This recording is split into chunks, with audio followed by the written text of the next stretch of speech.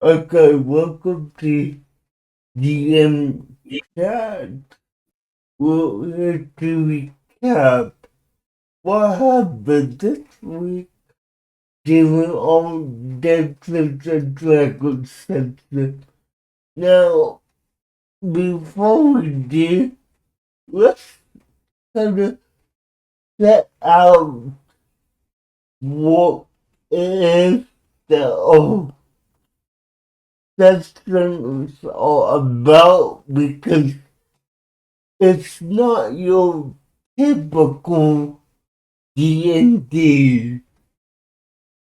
Nope. All right. So basically, I wrote this cute little book. And the first time I wrote this book, I got writer's block. And I'm a huge nerd. So I decided, okay, cool. We're going to play some D&D about it. And we added some characters to the book after that. And it took off from there. I didn't think it was going to actually help me as much as it did, but it did. And it added a little substance to the story because the main character then could grow with other friends and take them on this journey with him. And it was mostly for character development. So now I'm on the brink of wanting to write book 2. And I had an idea.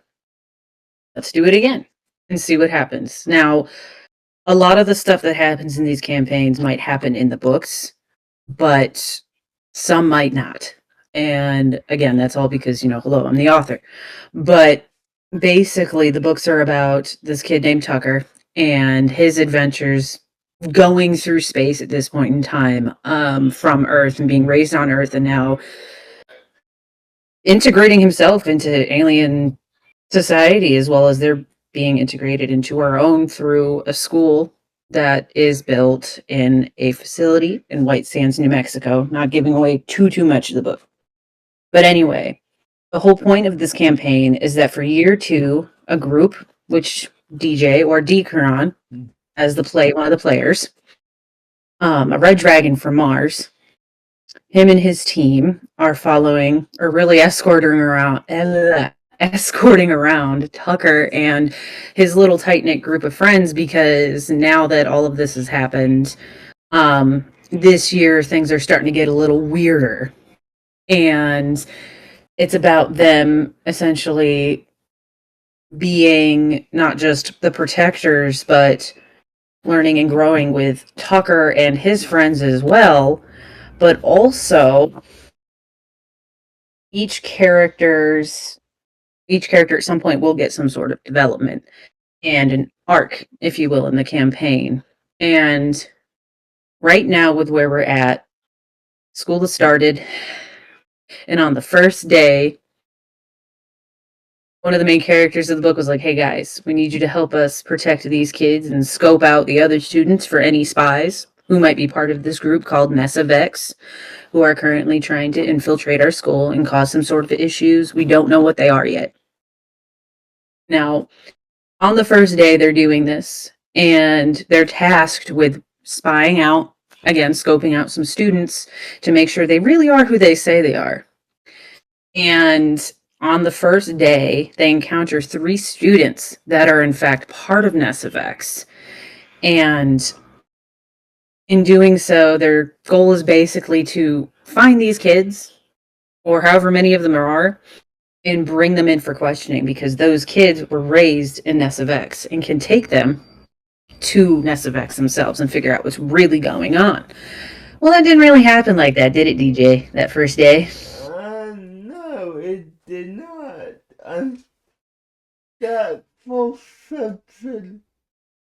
I mean, we ended up in the gym, basically chasing a child down a tunnel and just half a lot over missteps with how that was supposed to go.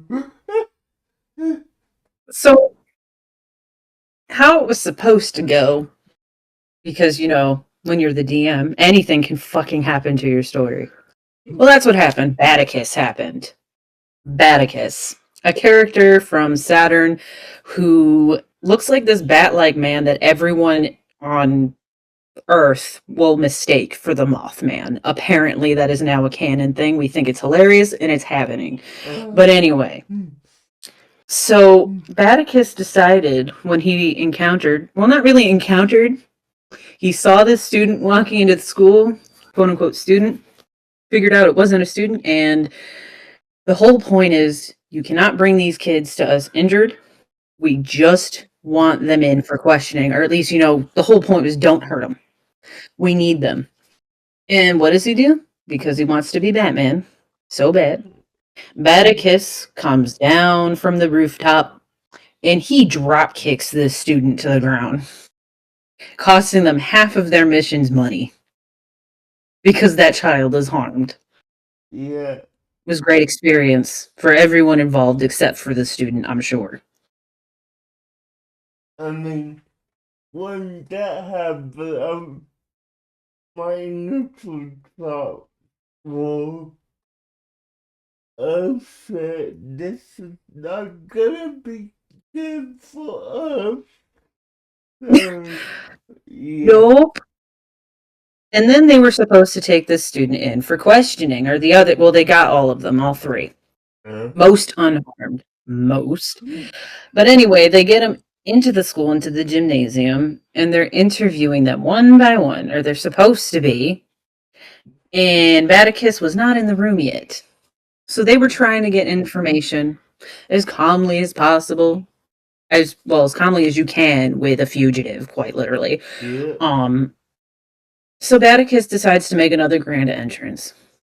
And he kicks the door down behind the student, and this steel door, reinforced door, because of his strength, goes flying into the back of the student in the chair, knocking that kid over, essentially. And then because they ended up having to try to fight this guy, he ends up grabbing Batticus. And when he does this, because somebody from Neptune, and when you encounter somebody from Neptune who's, can do this, which most Neptunians can do, you can exchange genetic material from one person to another, or you can just take it, kind of like a copy. Now that's dangerous, because now that student could claim to be Batticus at any time. And he got away. Yeah. And what did he do? Batticus decided that he was going to leave the rest of the team there, go run up to the ship for something to fight with, and he rolled a 7, if I'm remembering correctly. And he found a plunger in the back of the ship. He wasn't fighting anybody with a fucking plunger. It's just not happening. Yeah, So everybody else was left to deal with the mess inside the school because he was outside in the ship. He thought it was a great idea to just bolt and look for something else instead of, I don't know, maybe using the chair that the student, had now free from, John Cena style. You could have done that too, or even the door, considering your strength was enough to kick a steel reinforced steel door into the back of the student. But no, he has a plunger now, and it's useless. Yeah, now And for that, DJ, I would definitely say Marcus and the player who's playing are insane. I mean, like, I'm jumping ahead a little bit, but I saw that combat encounter, and after all that happened, he freaking takes the ship and flies to freaking Harbor Freight. so yeah, Abandoning the team. So, yeah. but He's not the only one with a little chaos running through his veins either. Let's just get that straight real quick. Yeah, Because this last session goes to prove it. yeah. No, I mean, I will admit that this previous section, which we did live stream, it wasn't good quality, but you guys hold it. Me as the glow. I had a little, I had issues with a new teammate, and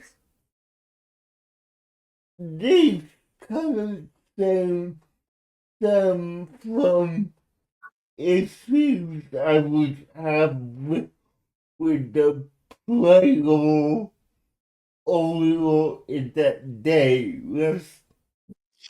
Let's not forget that. I mean, you were there, you Yeah. know about it. Yep. So So, basically, after Batticus flies to Harbor Freight, unfortunately, we didn't have him for next session, which is fine. But we had Jingles, which is the new player he's talking about. yeah. He's a sea nymph. And technically, primarily, he is from Jupiter or Saturn, or was it Jupiter? No, it was Jupiter, I believe. He's from Jupiter, yeah, because he was an elf. So his I, family migrated from I thought Jupiter. it was Pluto. No, it's Jupiter because that's where the elves are from. Okay, okay. Yeah, I was for some reason I always try to mix up Saturn and Uranus, but anyway, Yeah. or Saturn and Jupiter. But anyway, so basically he is this sea nymph whose biology was changed because when his family migrated to Neptune to I guess try to become performers in entertainment in like almost a circus like setting on Neptune because they're very big on entertainment there, very flashy, people. They have to have the best of the best, So entertainment has to be top notch. And that's what they were going to do. They wanted to do that. And so Jingles ends up becoming Triton, Hucker, another Triton's mother's, who is the queen of Neptune, one of her royal, like basically jesters, essentially. Although he would say, hey, it's entertainer. Yeah. But anyway, so Tucker and Triton are brothers. And the Void Reavers, their group party name, are escorting them around. They took them off Earth to try to get them away from the dangers there, brought them back to Neptune because Neptune might be one of the places, obviously, to get more information about Nessa Vex. And it was smarter to just keep the boys with them than to leave them on Earth, considering they were some of their primary targets, it seemed. Yep. So they get to Neptune, and that's where they encounter Jingles. But before they met Jingles, oh wait, no, Batticus was here for this one. Batticus has his own theme music, or when he just pops out of nowhere now. He comes down from the sky, and he's playing the loudest music possible right after everybody else has already made it. So their entrance, which Triton wanted to keep discreet so he could tell his mother first, was no longer discreet. He ruined it. Immediately ruined it as soon as he got there. But before that, let's backtrack a bit because on the way to Neptune, we did get attacked. Yeah. We did the combatants, but and you never coming with this. Yeah, so they ended up fighting some deep gnomes from Pluto, from the Kerberos clan. And basically the Kerberos clan is a bunch of rogue halflings, dwarves, and primarily deep gnomes who believe that they don't have a big enough place within our solar system. Just 1 second. But basically, they fight 3 of these deep gnomes that have snuck onto their ship Yes. Yes, it's your turn, honey. Oh boy.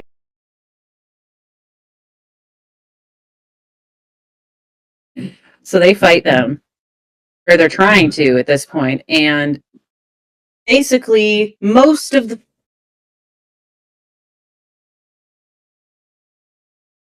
I just thought most of the point is that we we take down two of the three.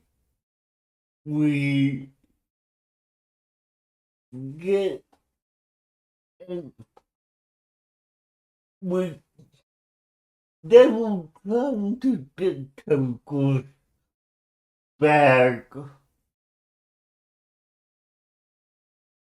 because his bag is important to him. I forgot why because it's been a while since that session.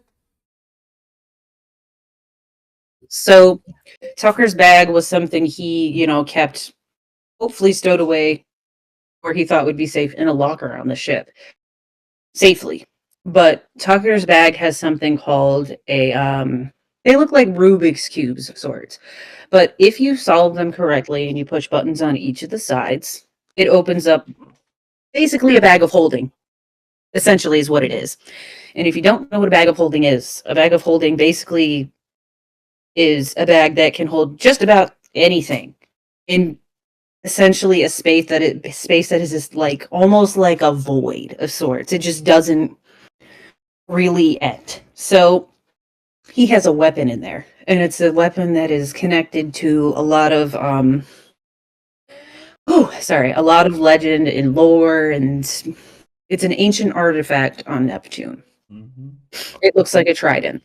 So he began to panic when he saw these guys get onto the ship because he needs his bag now. That's one thing from his mother that he has left. Like, it's not just about the weapon, it's about what that weapon means to him and his heritage and his mother, all of those things. So, him and I believe Billy's character Dexter ended up back there with one of the gnomes in the back of the ship. Yeah. And then DJ, and then our friend Maggie, who is sadly no longer playing with us.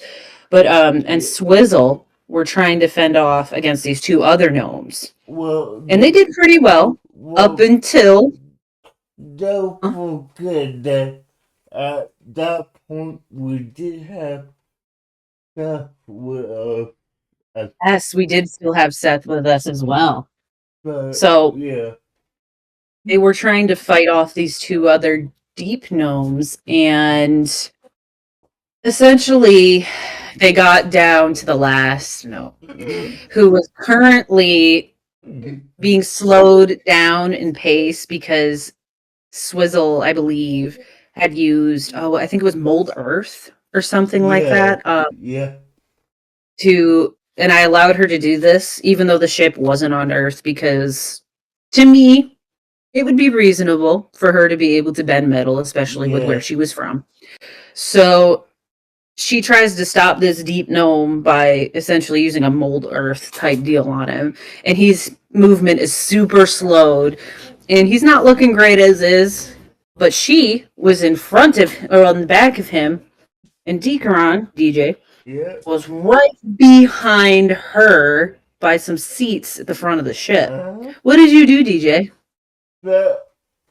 I can follow Bolt. No, follow Bolt. And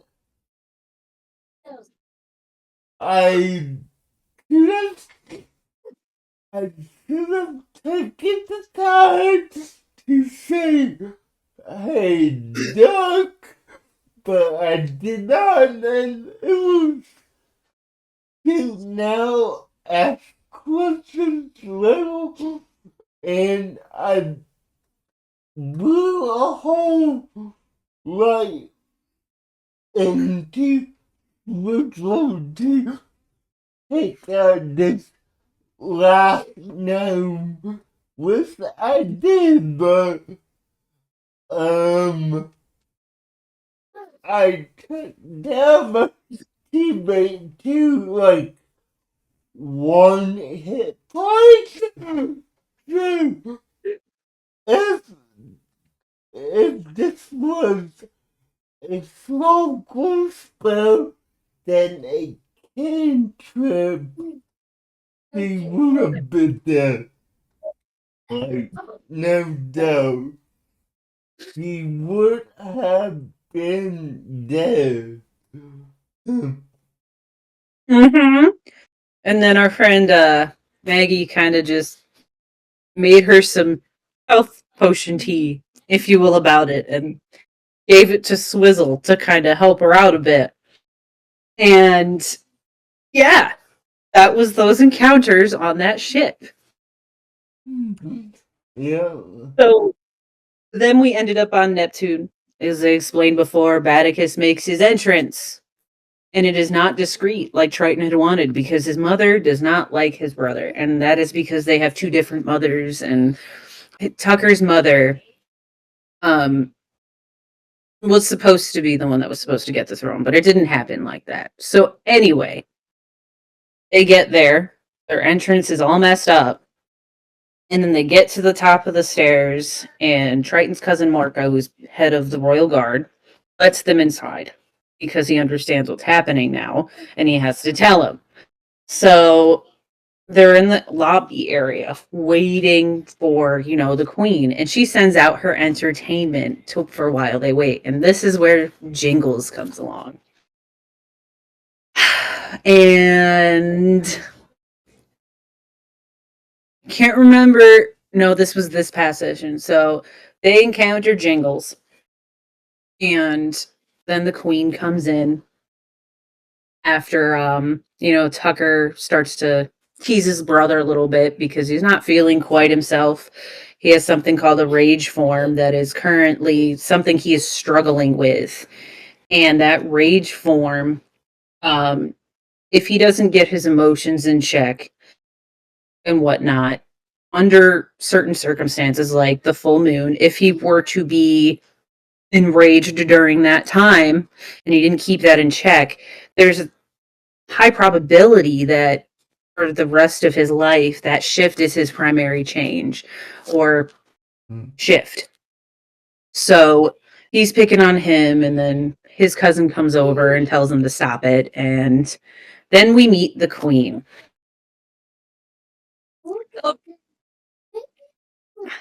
And immediately she starts, almost immediately, she starts lacing into Tucker after she asks about the well being of her son. And Vaticus doesn't like that. He doesn't like that she's getting in his face. And he decides he is going to drop kick this, or not drop kick this queen too, but he swipes his leg underneath her legs. She falls flat on her ass. I tried to save her, guys. I really did. This was not how that encounter was supposed to go either, but then they proceed to get in a fight themselves. And he calls in his mech suit essentially from outside and blasts a hole through the castle doors in the entranceway so he can put it on and, mess up this queen. But again, thankfully, Triton, I believe it was Triton, actually calmed them down a bit. He was like, hey, we need to talk about something. Mm-hmm. And then she, Jingles asks the queen, I can't remember what he said to her, but basically he inquires about his contract with her that he had just, now he was the court jester or the entertainment. So he was, feeling really good about this because that's what his family came here to do, is to be great entertainers. And she looks him up and down and she says, I don't even know who you are. As far as I'm concerned, you're with them. And that's how they ended up with Jingles. Yeah. So I will different decline he doesn't have a problem with clowns. It's just that Jingles is a character that he's annoying to a fault, and it just gets on Nicholas knows him being a 445-year-old dragon. He has seen some stuff, and this irritates him. So, yeah. Yeah. So the way I would put it is where Decaron is a little more reserved and wants to get business done, Jingles is very much, but me, I'm the star of the show. What happened to my contract? And that seems to be all he cares about at this point in time. So they decide that before they have to meet Triton's mother to talk about what they're really here for, she needs time to get ready. She wants to set up the dinner table because her son is home, etc. And have the dining room area ready to go, servants, staff, all bustling about. So they go and decide to investigate. And the first room that you go into is the throne room after being in that waiting area. And for some reason, there was no magic in there. And Badicus just had to know. So he asks, and he ends up finding out that Triton was abused in a room called the whipping room. And that was all, mostly growing up. And his father believed that he didn't need magic or resources other than, torture tools to really hurt his son. So that was the whole point of the throne room being that way. It was an intimidation tactic. And he wants to investigate this room. So they all go look at this room, and basically a shadow demon comes out of this room. And the whole reason the shadow demon is there is because all of the thousands of years of kings, past kings, whoever, being in that room, having been tortured as younger children to, keep them in line, all of the fear, the pain, the agony, all of it manifested itself into the shadow demon and started to fight them in the throne room. And Atticus has the bright idea to start this encounter by trying to take on the form of what the shadow demon is currently, which is a younger version of Triton. The last person to be in that room, really. Mm-hmm. And he decides he's going to talk to him like he's his dad and try to make amends. So that's the plan we went with. And he did not roll very well for that at all. So this thing proceeds to, try to fight its way out of, or to fight them. And at this point in time, Atticus decides he's going to bail again. And he goes to the room instead of helping them immediately. And he says, "Come on, Tucker." And Tucker is like, hello? We are currently in the middle of a fight right now. What is this? So he brings him into this room and he asks me if there's anything in the room. I said, yes. There's the tools, but then there's the chair where those kids had been sat throughout their entire lives. And it's a stone chair, about 600 pounds. He didn't even roll. I actually let it happen because at this point it was just comical. But he decides to pick up this chair, and I didn't know where this was going yet. But he goes, "Tucker, I need you to help me pick up this chair." And Tucker's like, "What?" He's like, why? Like, we're in the middle of a fight and you're worried about a stone chair in the torture room. And you want me, a 14-year-old boy, to help you lift that. And he's like, yes. So he has him try to help him lift this stone chair out of this room.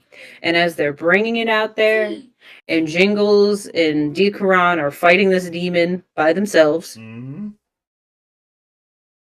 Atticus goes, okay, now we gotta gently put the chair down. Tucker did not land his dexterity rolls very well. Yes. Okay. No, not yet. Yeah, the challenge of split it too, and we have a gem-like object come out of it, and it is a gem that is made up of the biological essence of every past prince and king that ever sat in this chair, ever, however long it was, and it formed a crystal, a gem, and this is used to, you give what that person mostly struggles, or they could give it to someone else. But Trident, who was the last one that, unintentionally helped make this, is hearing all of their pain and suffering from within the gem, and it's driving him insane, I would say. So he needs to get away from it, and we proceed to also try to tap this seventh circle with the chill. I believe it was Atticus who thought of trying to imitate Trident's father and tried to demand that this fellow stop what he was doing, but that didn't work. Now, I do believe that we immobilize the bottom half of this phone, but he was able to turn his head 180 like a owl and say something like, "You're not my dad. Give me my tail." And at this point, I'm a sequel wanted to just take it out. I guess I attempted to cast go through. It did not work, and it honestly was getting more upset. It, it left us, it went from the form of target to its normal gaseous form, and it basically escaped down the trap door that in this weapon room, and now we'll have to explain what happened to the queen, and it it didn't go well. It did not go well. So basically, after this encounter, sorry, that's my son. They go back to the queen after getting themselves, ready for dinner because she doesn't want grubby pirates at her table. And so she begins by saying, she doesn't understand, she wants to know why they're, or basically she knows why they're there at this point. It's for information. And she doesn't understand why her son would want to, bring Tucker with him. Doesn't think his life is worth it at all, basically. And that, sorry, she just belittles him the entire time. And Triton's frozen. He doesn't know what to say. This is just how his mother is, and he doesn't know how to handle it in front of people he really would call friends at this point in time, because he's never really had friends up until this point, other than the friends back on Earth that they didn't get to take with them. So after this, Tucker gets angry with her and laces into her and says, it's one thing to dislike me, but that's my brother, and only I can mess with him. Please don't do that. So at this point, she decides that she'll hand some information over, but only if they can beat her in combat. And they can't unalive her, because if they do that, one, they can't get the information, and two, she just wants to be put into a position where she cannot fight back. So they agree. And then they begin making their way to where her battle room, or her quote unquote dungeon, is. Yeah. So they go down this stairwell, or they begin to. And Jingles, prior, who really wanted to, fight the queen, well, he gets his wish, because the queen takes this lever on the wall behind him, because in the order they go down the stairs, it goes Tucker, Egeron, and then Vatican, or was it Vaticus? So then behind them, it was Triton and Jingles and Triton's mother. So she lifts this lever off the wall, and in between them, in the middle of the stairs, a stone wall comes up and cuts them all off. The party is now split.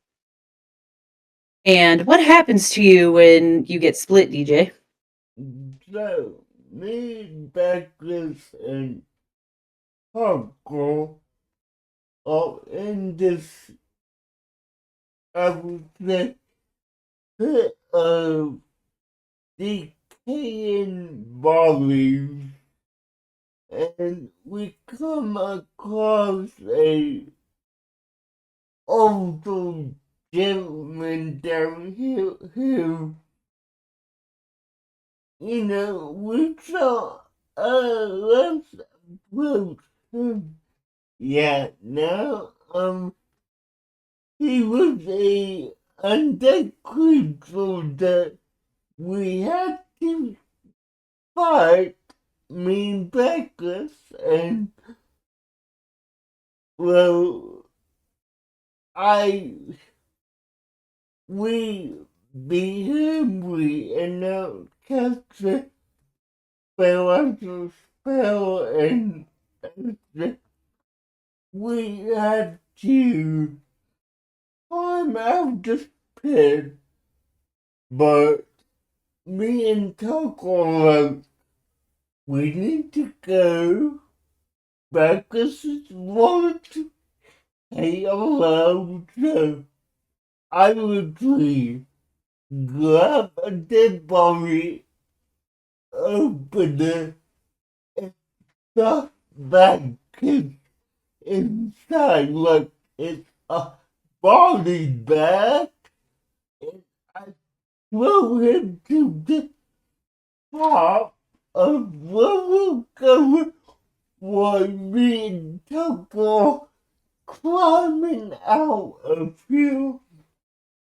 Now we get up, we find where all probably Jiggles trapped in the queen. But guess what? There's a big hit separated from death, and we have to find a way to get across and back get who's out of the bag by now. He grabs a claw and like that's a level he pulls roots of the floor means to go able to get across. Now, while running, we could see the store and oh, that kiss magically disappears, and then we end up with Deadpool in this combat situation. Like, he doesn't know how he got there, He just showed up.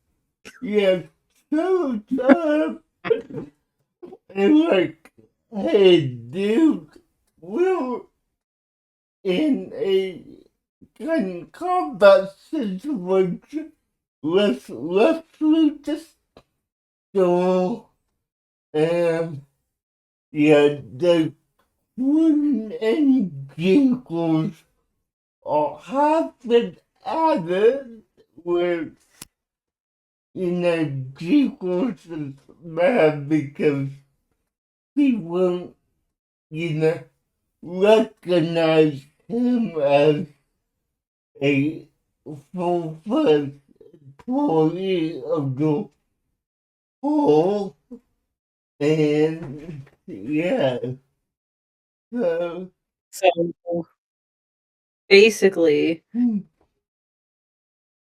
the first thing Dikaran does when he encounters Jingles again. What was it you tried to use? Was it Fireball or was it? no, this okay. The good part about being a homebrew campaign is that my DM is okay with homebrew spells. To a certain point, originally it was supposed to be 10d20 or something like that. 20 And I said, no, that is insane. Like, at that point, you're just a destroyer of an entire planet. But I allowed him 5d10, I believe it is, Yes, 5 for his spell. 5d10, and I declared equals a enemy to me, and I cast my spell Moxton bottle. But of course, he throws up a shield, so didn't it work anyways? Nope. And this didn't happen just once, mind you. This is like everywhere they went, everywhere they ended up, he was trying to take out Jingles, and it just was not working out. Yeah. But essentially, they end up fighting the queen, and a few things happen. I believe it was more towards, I think it was around fifth or sixth round of combat with the queen. They realize there's this door and it leads down to that pit of bodies because that's where his mother was disposing of her unworthy opponents. Yeah. So they realize, oh shit, because after she said that, you have 10 minutes to basically battle me on my own turf, or this entire room is going to be filled with water. So you gotta, fight on, again, my turf, my terms, if you want your information. So then they realize, hey, we need to try to get that door open. And the pit of bodies is about 40 feet deep. I mean, the bodies don't reach the top, but the pit itself is like 40 feet. Yep. So they realize that if they can get the water to flow in there, it'll slow it down at least until, it starts to fill up that hole and all these rotting corpses potentially come up in here. And during this fight, Dexter tries to open the door. I believe it was first, or was it you? It was you first. Yeah, because I was closest to the door. Yeah. That's what asked me to. I drove the door. And guys, the close sleep is base 5 with a -3 modifier.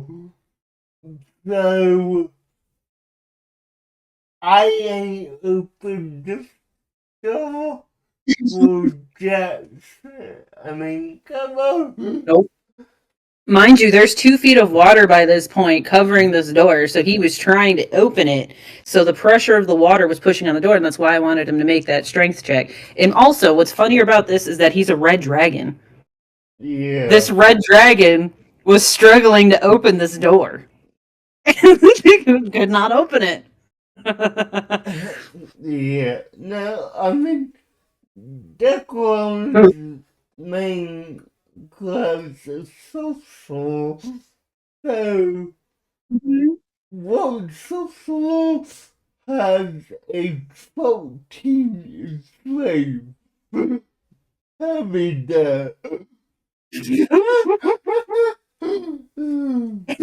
So at this point, Triton's like his mother mid-battle starts to belittle him again.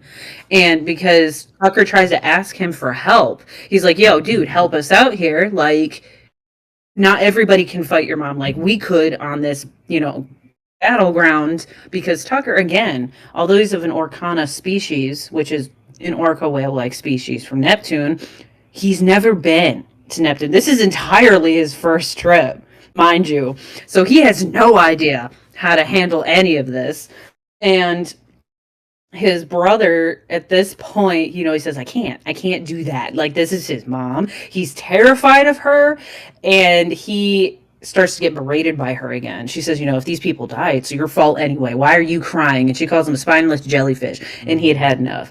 So he hops down between her and from where the water is coming from. So she's on this round platform, and then around it is, and underneath it is from where this water is coming from. It's like a little pool, or was a little pool of water. And after she started turning her ship's wheel, that's why the water started filling up. It was kind of a way to just let this water in. So Triton jumps down this hole with his backpack with the gemstone still inside. And he attempts to try to clog that hole with the bag because he thinks the stone will be enough to just, lock it. Yeah, no, he rolled like a 7. So it didn't work out. So he tries, and it kind of like gets stuck there, and it shoots him out and his mom off of this platform in the middle. So it's a geyser now. And she ends up on the edge of this platform on the chain, and she's still holding on and is eventually able to crawl back up there. And Chrissy, get out of there, honey. So from there, she had attempted to use black tentacles the first time. Didn't work out. But then by that time, the second time she tries to, she actually gets Dexter grappled. But Jingles, who's in front of the platform at the ship's wheel, slowly trying to turn it so it can stop filling, the room can stop filling with water, because he's quite literally fighting against this gushing tide. And at this point, again, it's like a geyser essentially had, begun to spew from the bottom. He's trying to turn this thing. The black tentacles miss him because he was able to roll to get out of it. Or no, he had a. Didn't he do another shield or something like that? I believe Actually, so. yeah. I know from the black tentacles, I successfully dodged it, and I got out of the way. So, yeah, He says, "I can live another day to get Jingles. yeah. This is a good day." But so at this point, Tucker's climbing the wall, trying to fucking keep as far away from the water as possible because he's afraid of shifting at this point. So then from there, Triton decides that he is going to then throw Jingles, one of the swords, one of the weapons from off the wall behind him, to Jingles so he can try to stop this ship's wheel entirely after he turns it all the way so it cannot turn back. And they do. He actually caught it. I was surprised by that, actually. I wasn't expecting. He rolled really well a few times, and I wasn't expecting it that time. But he did. They ended up stopping it. And a couple other things happened after that. Yeah. The queen was useless and unable to fight, but I don't understand why he went and did this anyway, even though they had won the fight.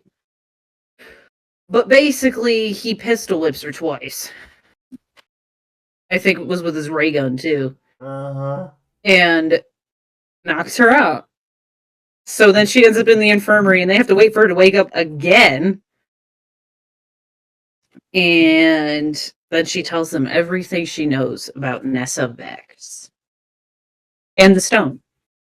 Yep.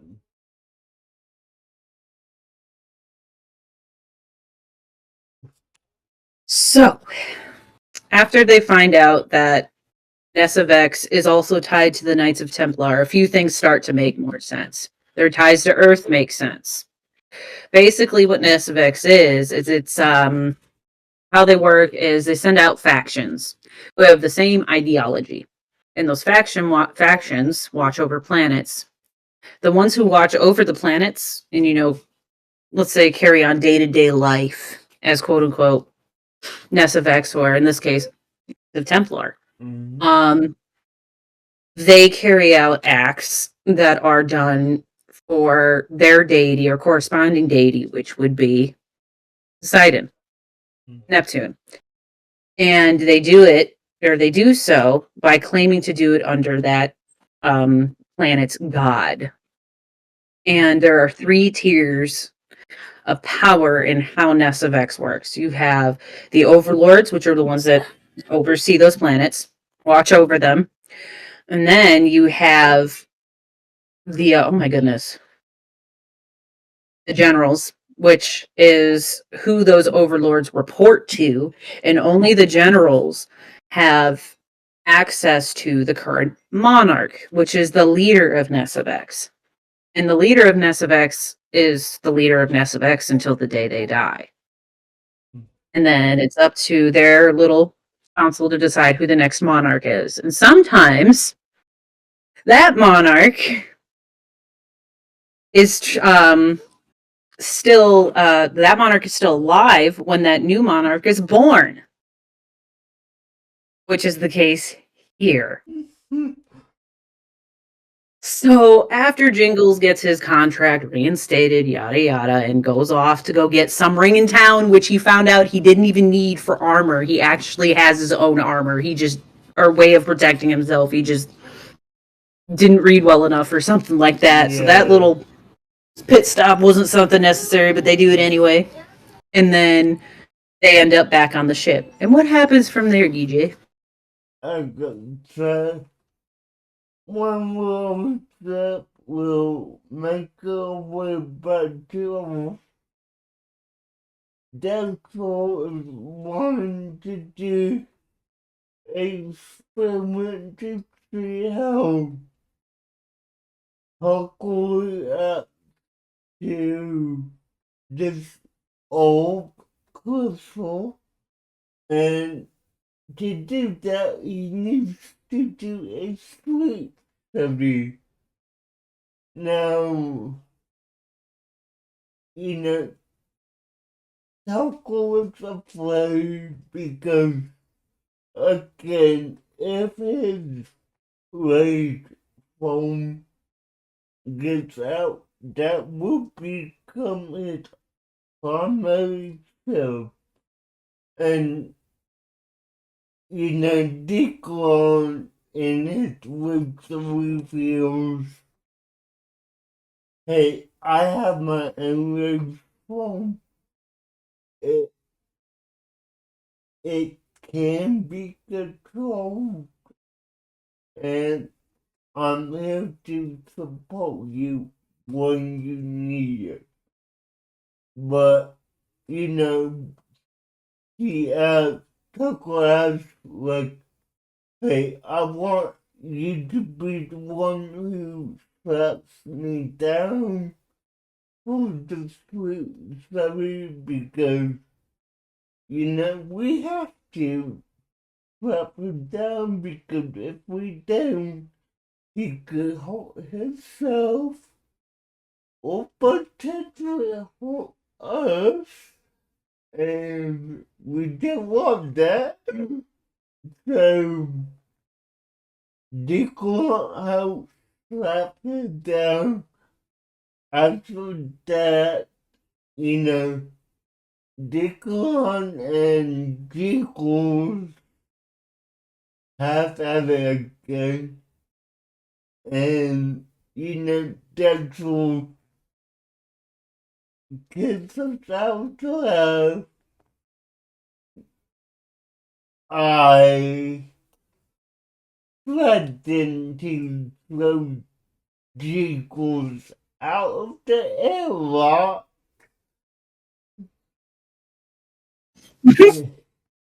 And there were Excel was now a wish.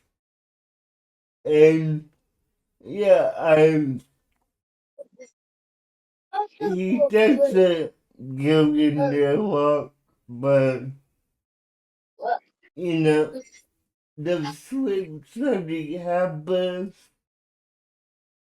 so quickly out into the sun, and if I remember correctly, the sleep study is incomplete because Dexter had to pull the plug on it. Yeah, so Dexter ends up having to pull the plug after realizing that the crystal does, in fact, react when Tucker. It's vice versa. They kind of play off of each other a little bit. So when Tucker's sleeping and certain lines on his monitors overlap with Tucker's sleeping patterns that match up with how the crystal's glowing and the wavelengths of that, you can see Tucker visibly upset, visibly moving when he's sleeping, and he just looks distraught, like he's having a nightmare. And while this is happening, he has to stop the experiment because his machines start to go a little haywire. Things start sparking and stuff. And that's not good. So he had to stop after seeing Tucker's rage form in the crystal, because when you see yourself in that stone or you see someone you know, that means you're in need of some sort of healing, or that person's in need of some sort of physical or mental healing. And at first it started out as just seeing younger Tucker and older Tucker, teenage Tucker anyway. So it was kind of switching back and forth in between scenes, and then it just ended up being Tilly, which they've named the raid form Tilly, his face. and it's just pressed up against that stone on the inside, and then it disappears, and he has to stop the experiment because of how bad it's starting to react with his equipment and how many issues it's starting to cause. And after this happens, we missed one part from when they got on the plane at first, and that Okay. was the message. And this was the reason that sleep study, one of the reasons he wanted to do that sleep study, because he Mm-hmm. wanted to run some experiments and tests to figure out if he could piece together what might be going on here. Yeah. So when they get on the ship, Tucker decides to tell everybody what's really going on, especially because after Badicus already hounded him and needed to know. And his whole deal with Tucker at that point in time when he did find out was, okay, if you tell me, I'll put up the bridge again so you guys, or the steps again so you guys can get back into the room with Jingles and Triton and his mom. Otherwise, you ain't going anywhere. You got to tell me what's going on. So that was how that bridge came, or the stairs came back up. So now Tucker just Yeah. tells everybody on the ride back home. And at the end of that, they get a message, and it's from somebody called Monarch E. And Monarch E basically tells them that this wasn't a mistake, and he's probably on his way home now, and that Earth, his home, isn't necessarily home. It's what they would consider a training ground. And the reason for this being because the monarch has to go through a couple tests of um, character, if you will. So the monarch bestows, or not the monarch, but basically the three wise men, if you will, bestow upon the new monarch a few gifts. The first one is a weapon, which is Tucker's trident, is what Monarch E says. The second was oh my goodness, his skill. So they get a craft, or sorry, a weapon, a skill, or a craft even, and their curse. And the weapon was his waif, his mother's waif, which was that thing inside that cube. Mm-hmm. Uh, the oh my goodness. So sorry, my God. It said a weapon. So his skill started out as sciences because it was something he was naturally good at. But as time went on, he proved himself to be great in robotics and neurotechnology too. So that was, just an added bonus for them. And then his curse, which was living on Earth, so that his time growing up, which would not be easy for him anyway, considering his heritage, which he didn't even know about till high school, would be really hard to contain. And the whole reason this was done was because that rage, which all Orkana go through when they do hit, a certain age, about 13, they all have to go through. And they figured that Earth was the perfect place to put the new monarch, or to raise the new monarch, per se, because it was a test of character. And the tough things he was supposed to go through are supposed to harden him so that that rage form can be used for the current monarch and to prove that, Tucker could be a wonderful monarch. Yeah, that's fucking terrifying. So Yeah. now Dexter starts coming up with this theory. We don't know what his theory is yet. And he's running his little experiments. He's like, all right, we got to do the sleep study, which is where that sleep study Mm-hmm. came in. And then they get back to Earth. And it's not almost, and it's not exactly a warm welcome, was it, DJ? No, no, it was not. I mean, you know, Taco tried to all of them. They're notified by a radio broadcast from that team of what happened and what's going on. They're all going on is, to find out information about Nessa Vet.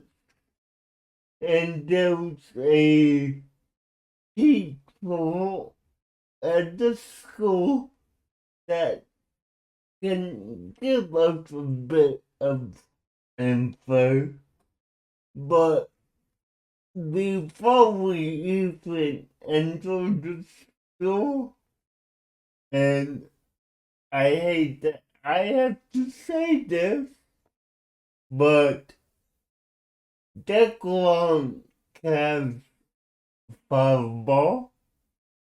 He yet again tried to take out Jiggles, and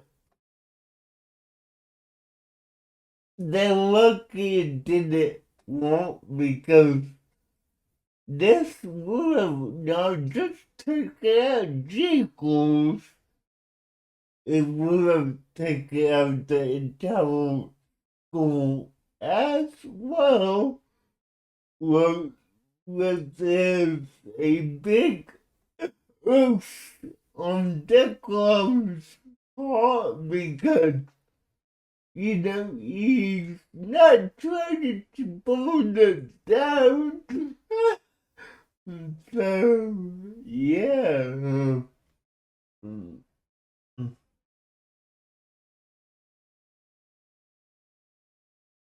So yeah, they try to do that, or he tries to do that. It doesn't work out.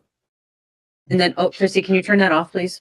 But the kids are the adults in the room, the Void Reavers, are going to follow the boys around for the course of their day, and watch over them like they're supposed to until Tucker can talk to his friend Cobblewobble. Or sorry. So basically, they come up with the plan that Tucker is going to ask Cobblewobble, one of his friends, another deep gnome who was once affiliated with the clan but is being reformed at the school, about what the heck their affiliation with Nessa Vex would be and what they're doing here. So they decide that while they're waiting for that information, these kids are going to, go to their normal classes. They're going to try to, go back into school. And when this happens, Crichton, in his first class, he encounters a member of Nessa Vex, and that's because the teacher was disguised. Or not the teacher, but his double essentially was disguised into his teacher. Yeah. So essentially, what happens from there is this teacher walks up to Triton's desk, as he normally would, or whatever, as another member of the Resistance, and says, "Hey, I got to talk to you out in the hallway." And Triton goes, "Yeah, sure, whatever. As if it's about me sleeping in class, I promise I won't do it again." Well, Dexter's like, about that. I don't think you should go by yourself. And the teacher's like, "That's too bad." Essentially, he's like, "It's official business of the Resistance, and Triton knows how it goes." And Triton's like, "Okay, fine. Like, I'll be fine. Just take some notes for me." And Dexter wasn't having it. And he tried to follow them out the door. And the teacher pushes Triton through the open door and into the next classroom. And he lands on, his backpack, slides in. And then Dexter proceeds to fight him out in the hallway. Well, this person was able to escape, even though he had a hole blown through his chest by Dexter. And because he had shot his harpoon at him and it was still in the wall, that was how he got away. And he ended up in a vent. And he just disappears. And they don't know where he went. So then we fast forward to... But yeah, so then they go to meet up with, I believe it was Tucker. After, the whole library, they go to the library or whatever to find... Jingles goes to the library to find information. Jingles went to the library to talk to the library. Helpful and Declan encounter himself with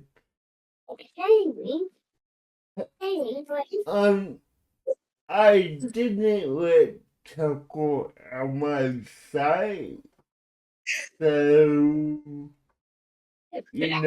I'm basically on the kid's tail when his teacher calls him out and attempts to do some pretty stuff. Yeah, I'm not having that on my watch. So I follow, I attack, and well, I protect. Let's just say that. So we all end up in the library, but yeah, so what? Yep. And Hmm. once they get into the library, Jingles was already asking about information about this gem in SFX.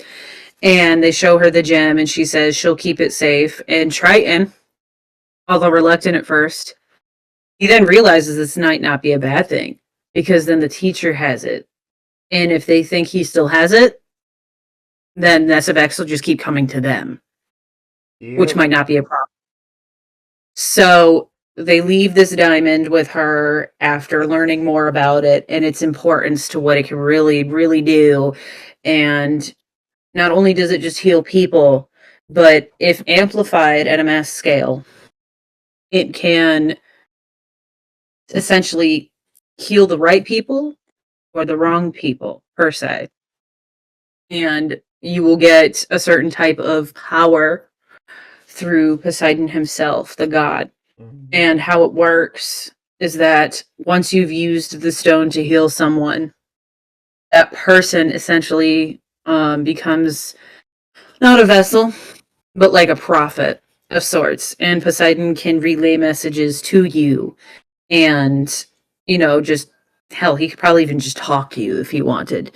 But your lifespan is also increased because at that point, you're also technically a demigod. Um, and that's one of the things that is gifted to you through using it because Poseidon himself would essentially prefer to have a prophet or a demigod around for a little while so that he could spread his good word, if you will.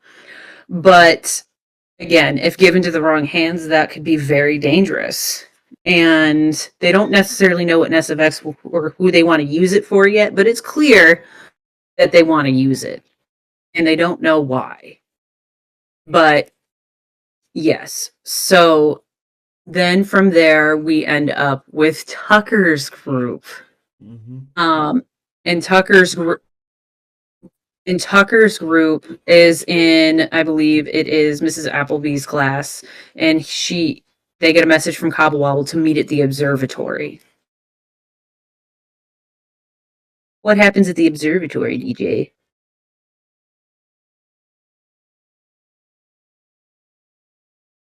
I actually don't remember because didn't we stop like as we got to the observatory? So, Yes, we did. We did find out some information about that telescope. okay. So Cobblewobble basically informs them that his cousin ends up finding out, because his cousin still has ties to the Kerberos clan, that some modifications paid for by the school, also a NASA affiliate, um, is basically who they go to school with and for is through NASA. Um, but this telescope had modifications done by Plutonians, which they're known for, which is making equipment, weaponry, all sorts of stuff. Because Pluto, you can't really live on the main surface of Pluto. Um, so they test a lot of the weapons and stuff there. They're just very, technologically inclined.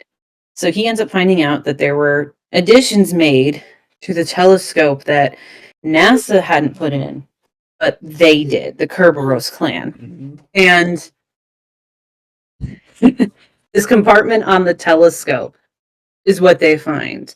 And it can hold something of a decent size. Oh, yeah. And they end up finding out after downloading some data through the computer. And Dexter almost loses his robot and he has to try to, keep this virus that comes with it because top secret information, and they tried to keep anyone from knowing what it was going to be. Um, out of anybody's hands except for the clan or potentially Nessa Vex. And that's my son. But so he downloads the information about it, the telescope, and he also takes the virus, but his robot actually, defeats this virus. And they realize there's a 6-digit code. And Dexter attempts to see if he can guess what this code is, and he does on the first roll, which was miraculous. Yeah.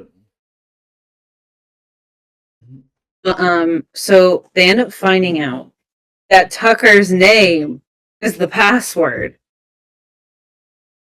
And once they open these files, they then realize, and Dexter relays this information, that the telescope is going to be the amplifier.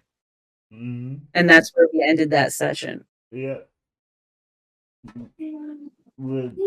I mean, it was all fun as we sensibly talked about. It was action-packed, it was entertaining, and I hope so. yeah.